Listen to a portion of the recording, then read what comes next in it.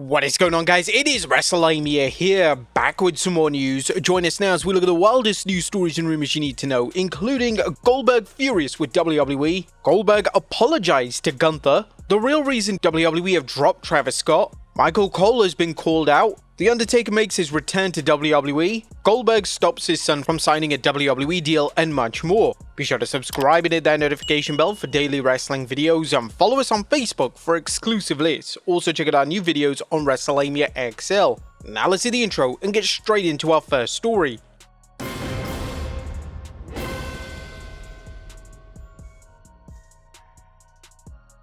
Now our first story looks at Goldberg furious with WWE.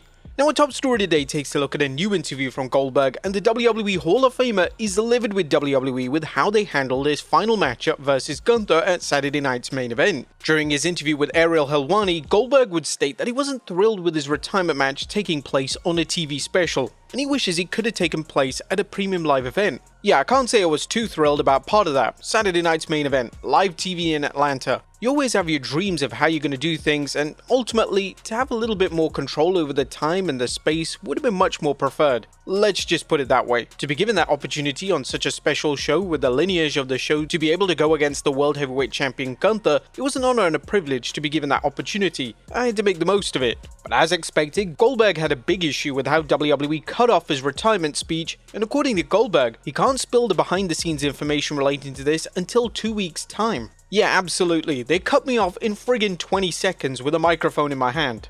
I got 2 weeks before I can really spill the beans and make my feelings known about the entire rundown from the inception of the idea to its delivery. It was a little less than to be desired. I'm not going to complain because not many people get that opportunity. There are a number of variables where such, you get put behind the 8 ball and be able to perform a 20 to 13 minute match. What felt like 115 minutes, it was a great opportunity, and Gunther was an unbelievable guy to work with.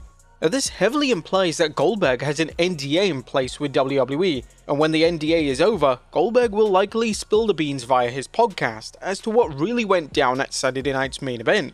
Now the former world champion is obviously unhappy with how things went down, but it's great to see all of Goldberg's positivity being directed towards world champion Gunther. But has Goldberg really retired? Now we have learned to say never when it comes to retired pro wrestlers wrestling again, and Goldberg during the aforementioned interview was also asked about this directly. According to Goldberg, he can't say for certain that he'll never wrestle again, but for now, he's officially retired. I can't say that. In principle, yeah, I'm done, but I worked my ass off for 5 months. I don't think I've dedicated that much of my life towards one goal, one night. I would be remiss in saying it didn't feel as though it was a waste because I only went out there for 14 minutes and that was it. I'm 58 years old. My body is kind of torn to shreds. Hopefully I was able to cover a lot of it up. I had my retirement match. I have 91 people flying from all around the world that were personal guests.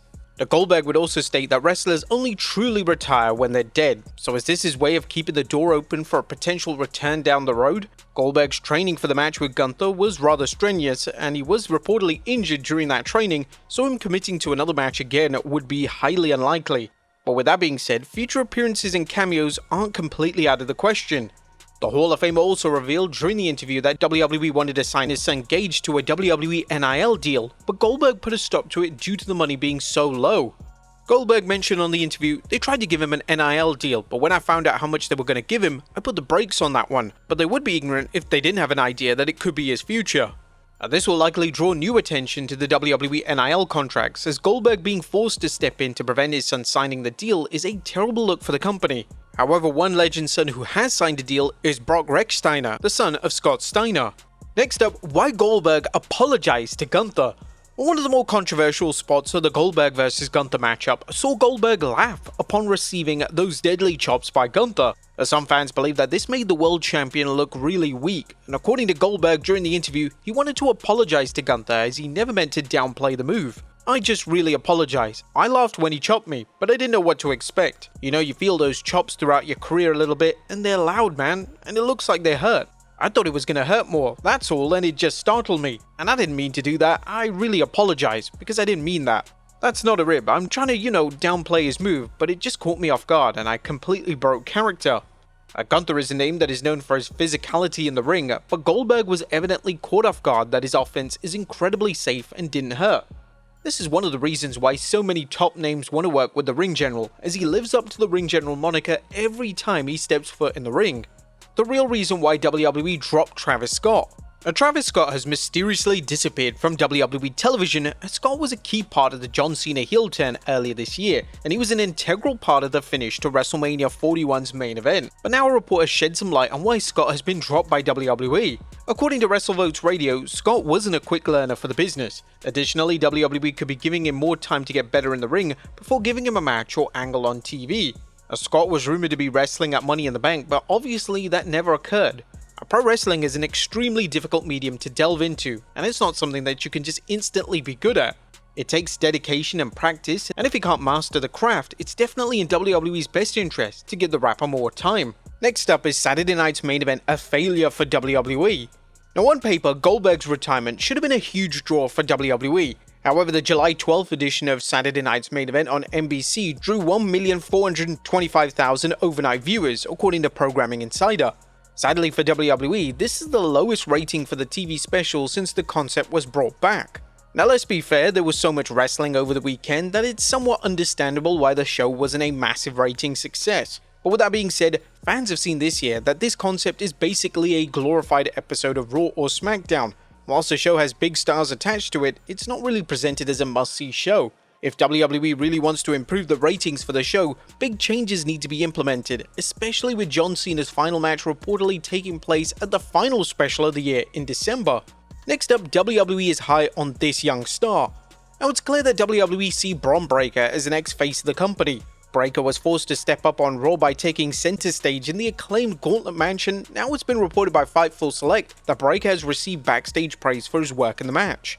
It was even noted in the report that Breakker carried the matchup, which is likely a test from WWE management to see how well Breakker would do in a high-pressure environment. Obviously, he excelled, and the former NXT champion is slowly showing the world why he could be WWE's next big thing. Next up, Damian Priest defends WWE. The WWE's decision to use Jelly Roll at SummerSlam really hasn't gone down well with the fanbase. Whilst WWE using celebrities for their major shows is absolutely nothing new, some fans believe that WWE is just going overboard and starting to rely on celebrity involvement. A former world champion Damian Priest has been quick to defend WWE for their booking, and according to Priest during an appearance on Busted Open Radio, it's not the same as it was in years prior, as celebrities come into WWE having trained extensively to wrestle. It's a little different with celebrities now than back then. Celebrities now, they're not coming in just to promote songs and albums. Jelly Roll is doing exactly what Bad Bunny did. He moved to Florida to be at the PC full time because he's taking it seriously. So it's different when someone takes it extra seriously. On our side, you start appreciating what Jelly Roll, Bad Bunny and guys like that bring. When they're on the show and advertised, it means extra eyeballs get to see me. I might not even be in that match, but I'm gonna get extra eyeballs on me and I'm creating a new fan. This is a great answer from Priest, and the fact that Jelly Roll moved to Florida to train full-time deserves a specific acknowledgement. Jelly Roll is evidently taking the role seriously, and it will be interesting to see how he performs at SummerSlam next month. In other Damian Priest news, there have been rumors that he has been dating Lola Vice, as the two were attending a Yankees game together. But when the host asked him on Good Morning New York, Priest tried to avoid the question. They mentioned everybody was talking about who you brought to the Yankees game the last time. But Priest quickly mentioned, oh well, I don't know about that. No comment, no comment. Next up, Brock Lesnar's daughter is dating. Amaya Lesnar is an accomplished shot putter at Colorado State University, setting huge records in the NCAA Indoor Championships. Her success has earned her a top 3 NCAA ranking and even sparked Olympic talk for 2028. But now Brock Lesnar's daughter has recently gone public with a relationship with NFL rookie Drew Moss of the San Francisco 49ers. The pair recently confirmed the relationship via Instagram. All I'm saying is that this guy better not F up, otherwise he'll have Brock Lesnar on his ass. Next up, Jacob Fatu breaks character. A WWE star Jacob Fatu rarely breaks character, yet at a meet and greet this past weekend, Fatu had no choice but to mark out in front of fans. At the meet and greet, a fan decided to cosplay as Fatu, and the cosplay was so impressive that Fatu completely lost it and started celebrating. The moment is incredibly wholesome, and it's great to see fans fully connecting to Fatu in such a short space of time. Next up, Michael Cole called out. Michael Cole seems to have a bizarre habit of botching Candice LeRae's name. Multiple times during Evolution 2, he would call LeRae Candice Michelle.